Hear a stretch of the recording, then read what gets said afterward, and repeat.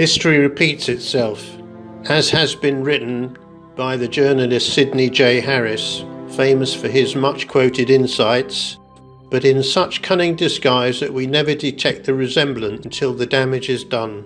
Back in 1935, when fascist Italy, one of the 4 permanent members of the League of Nations, declared a war of aggression on Ethiopia, another member of the League chose to appease the aggressor and not to invoke the necessary provision to avert the disaster and enforce the very principles upon which the League of Nations was founded, preventing war through collective security and settling disputes between countries through negotiation and diplomacy.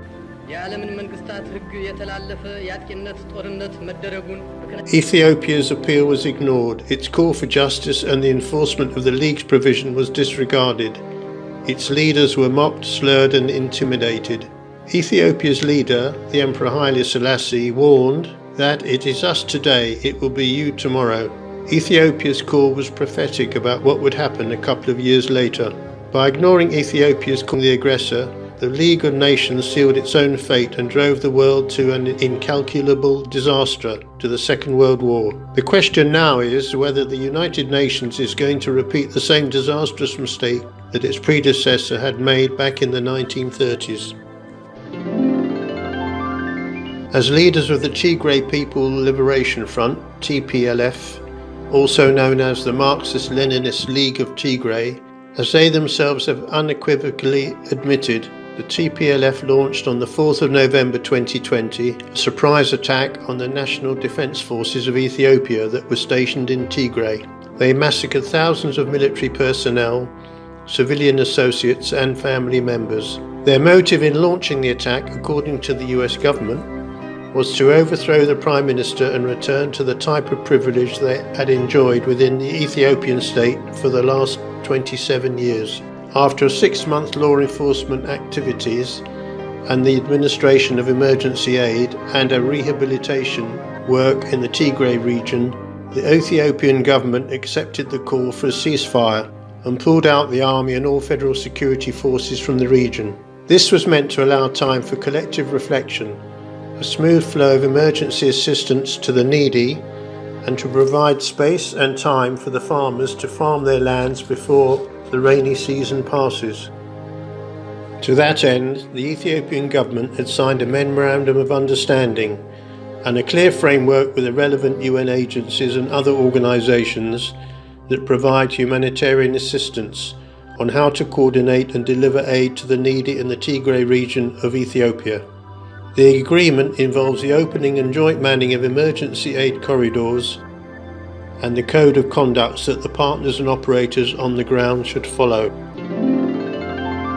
Unfortunately, some UN officials and aid operators didn't follow the agreed modus operandi and kept violating the very foundation of the UN Charter, the commitment to maintaining international peace and security, developing friendly relations among nations, and promoting social progress, better living standards and human rights and non-interference in the international affairs of a member state. A recent press release from the Ethiopian government lists the key breaches that led to the expulsion of 7 local UN officials from Ethiopia.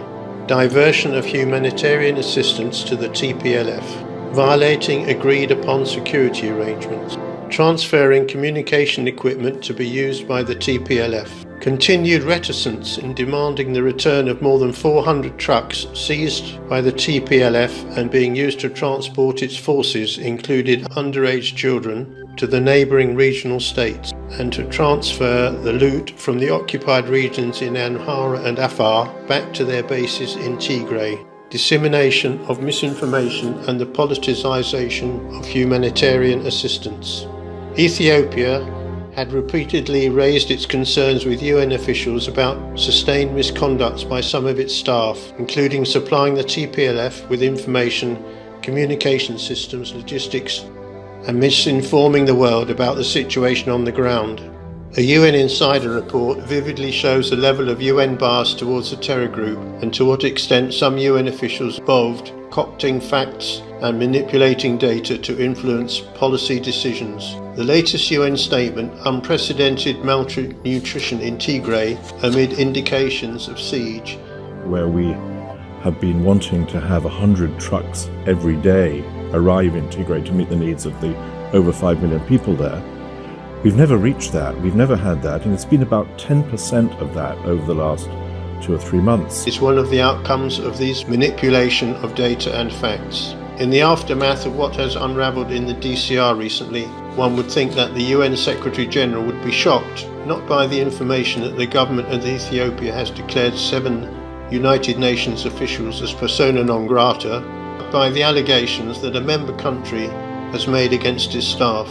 One would expect an apology and a firm commitment to commissioning an investigation into the allegations, and not another round of the Security Council meeting to solicit further pressure and unnecessary duress against Ethiopia.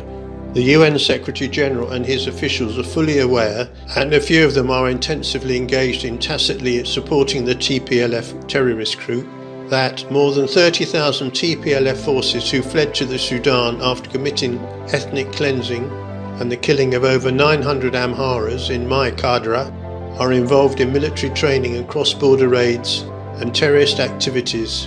UNHCR admitted that it is aware of the alleged involvement of the group in armed incursion after TPLF fighters were caught in Gondar administrative zone with UNHCR issued refugee IDs. Following the withdrawal of the federal troops from Tigray region in June 2021, the TPLF attacked and invaded the neighbouring regional states of Amhara and Afar. TPLF looted food aid to feed its forces and starved the most needy in the areas that they control. It seized more than 400 aid trucks and abducted their drivers and assistants, performed further ethnic cleansing and crimes against humanity by massacring more than 240 civilians, including 105 children in Afar, 600 in Kobo, thousands more in other parts of Amhara. These have been verified by rights groups and main media outlets on the ground. And yet, neither UN Secretary General nor his officials have condemned nor issued any viable statement on these and related atrocities. It sounds like a déjà vu to note that the UN Secretary General states he doesn't accept staff expulsion, and Ethiopia has no legal rights to expel UN officials. What can the UN do? One would expect that UN officials are fully familiar with the UN Charter and associated documents about its roles and responsibilities as to the weak nations, but is an entity created and financed by its own members to nurture and promote cooperation among nations, uphold non-interference in all its activities, and maintain international peace and security. The UN should learn from past mistakes. Misguided policy, appeasement and support for the aggressor and for terrorists only led us to untold destructions. Our recent history, the unfolding crisis in some corners of the world, show that neither appeasement, intimidation nor forces against the weak would ever succeed. We are yet to get out of the muddle that we have started in Afghanistan, Yemen, Syria, Libya and many others. The Horn of Africa is a powder keg, in fact a black hole. If we fail to manage it carefully, no one will be safe and the rest of the world would get sucked into its black hole. Ethiopia must have broken the record for being an agenda item for the Security Council meetings. In less than 1 year, the Security Council met 9 times to discuss Ethiopia. Does Ethiopia deserve that level of attention when parts of the world are in dire situation and need more attention from the international community? Ethiopians are watching, in fact.